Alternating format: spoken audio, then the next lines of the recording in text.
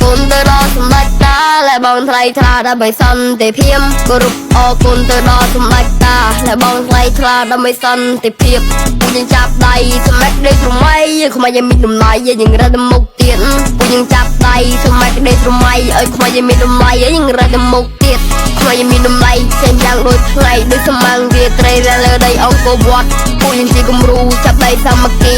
ទៅព្រមនីតិយើងមានការអភិវឌ្ឍធ្វើខ្មែរទៅមុខយើងត្រូវតែជួយក្នុងវិស័យស្រុកខ្មែរពួកយើងត្រូវលើកស្ទួយក្នុងចិត្តត្រូវចាំថាពួកយើងខ្មែរតែមួយកុំចាំវាបាត់បង់ទៅពួកយើងភ័យព្រួយខ្ញុំហងហ្វូក៏អ្នកកំពុងចាំមិនចិត្តខ្លះហាននៅចំបាំងអង្គរកាលដីខ្មែរជំនួសសន្តិភាពរស់នៅមានរបៀបខ្ញុំនៅដៃសាតបងប្អូនញាតិមិត្តជុំគ្រូសាស្ត្រសាមីខ្ញុំស្រស់ថ្លាស្រង់វវលើមករៀនដៃដាប់អរគុណសម្ដេចតាមានចិត្តថ្លៃថ្លាដែលបានផ្ដល់មានការសិក្សាក៏ដូចគ្មានចំណេះអរគុណសម្ដេចតាដែលអមថ្ងៃនេះចាស់ជានៃចំណងក្រោយទៅនេះจะថាដែលចេះព្រោះអនាគតស្រុកខ្មែរក៏មិនទូទានបាននេះខ្ញុំខំតែពីតូចខ្ញុំខំតែពីក្មេងៗខ្ញុំខំគេព្រោះមិនចូលចិនលេងចូលចិត្តទៅលើទួយមិនពវ័យគេវងវែងខ្ញុំនៅរើក្មេងសេភ័ក្រសម្លេងនៅលើភ្លេង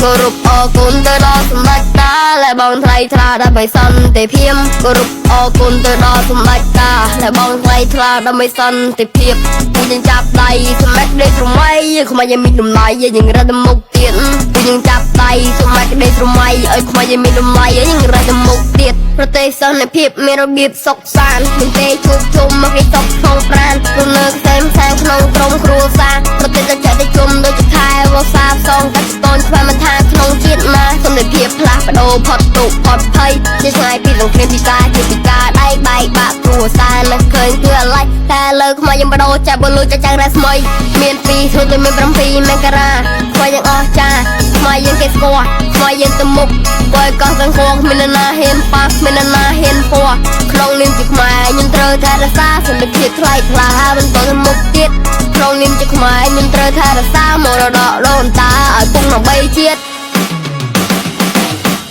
គោរពអរគុណទៅដល់សម្ដេចតាและបងថ្លៃថ្លាដើម្បីសន្តិភាពគោរពអរគុណទៅដល់សម្ដេចតាและបងថ្លៃថ្លាដើម្បីសន្តិភាពពួកយើងចាប់ដៃសម្ដេចដេកស្រមៃខ្មែរយើងមានតម្លៃយើងរត់ទៅមុខទៀតពួកយើងចាប់ដៃសម្ដេចដេកស្រមៃឲ្យខ្មែរយើងមានតម្លៃយើងរត់ទៅមុខទៀតរត់ទៅមុខទៀតទៅយើងរត់ទៅមុខ